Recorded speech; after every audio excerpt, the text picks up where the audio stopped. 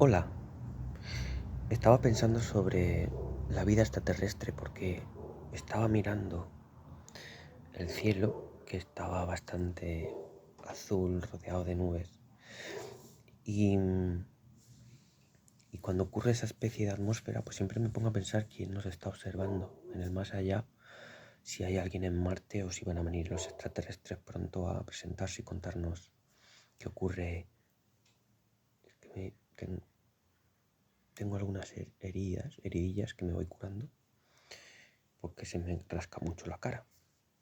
Bueno, retomando el tema de los extraterrestres, voy a contar una anécdota que contó uno de los guionistas de Estados Unidos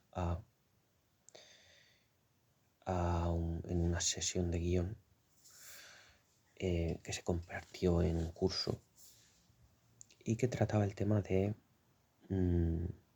si podemos llegar a Marte. Y ese guionista famoso, creo que era Aaron Sorkin, el guionista de la red social, que dijo que James Cameron resulta que lo llamó un día a casa, ¿no? Lo invitó a su casa, a la casa de James Cameron, y se presentó allí y le dijo al guionista, mira, resulta que ha venido una persona de la NASA y me ha dicho que pueden llegar a Marte y que necesitan 25 billones de dólares para llegar a Marte. Pero no hay apetito en el Congreso, porque la gente no demanda la exploración pues espacial y no quieren dárnoslo. Entonces se presentó una persona de la NASA allí en la casa de James Cameron. Y entonces James Cameron le preguntó, ¿y por qué está usted aquí? Pues el hombre de la NASA le dijo que lo que quería la NASA era que James Cameron hiciera una película para, pues como ET, como Encuentros de la Tercera Fase, como los que había hecho él ya, para fomentar esa ilusión en la gente, que la gente pues viera la película y se emocionara y entonces cobrara un poco de fuerza al tema de la exploración espacial, y entonces a raíz de eso pues el Congreso le podría dar esos 25 billones de dólares, pero ellos le decían, la NASA, el hombre de la NASA decía, nosotros sabemos cómo ir a Marte, queremos ir hacia allá en una misión tripulada, pero necesitamos 25 billones para hacerlo y no nos lo dan, así que hemos pensado en usted para conseguir ese dinero.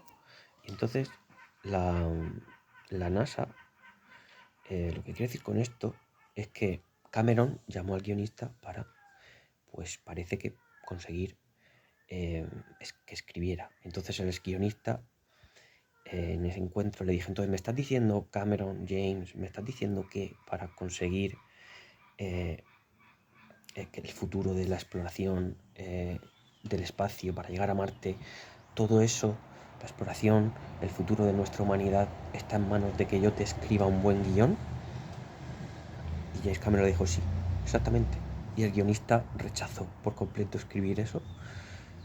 Y lo que intentaba transmitir con esto es que muchas veces surge la pregunta, o a mí me ha pasado con mis amigos, con otros profesionales, con familia incluso, el explicar qué fue antes, si el huevo o la gallina, si fue antes los acontecimientos de tener todo redes sociales, tener todo estos dispositivos, estos WhatsApp, Instagram, todos estos follones de cosas.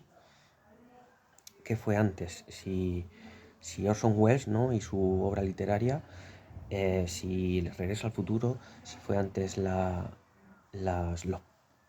coches voladores, ¿no?, que luego pues intentaron transmitirnos o contarnos los políticos que iba a haber un cambio de paradigma, ¿no?, de cómo nos movíamos o cómo nos transportábamos a lo largo del territorio.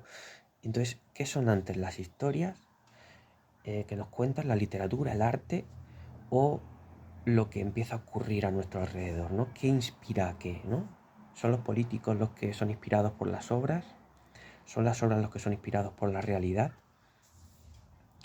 No lo sabemos, porque en esta historia se demuestra, por ejemplo, que es la propia NASA, la propia política, la que es pasiva y espera la emoción de la gente, ¿no? Lo que la gente demanda para actuar.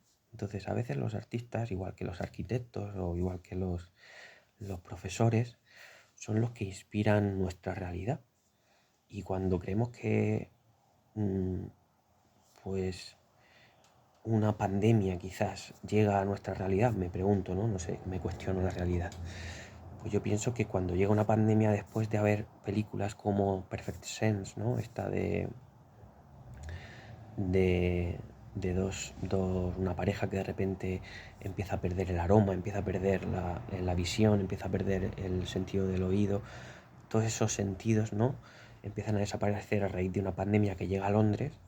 Pues me pongo a pensar si realmente son las obras o el arte o la literatura las que inspiran nuestros actos, ¿no? Y nuestra realidad y nuestro futuro.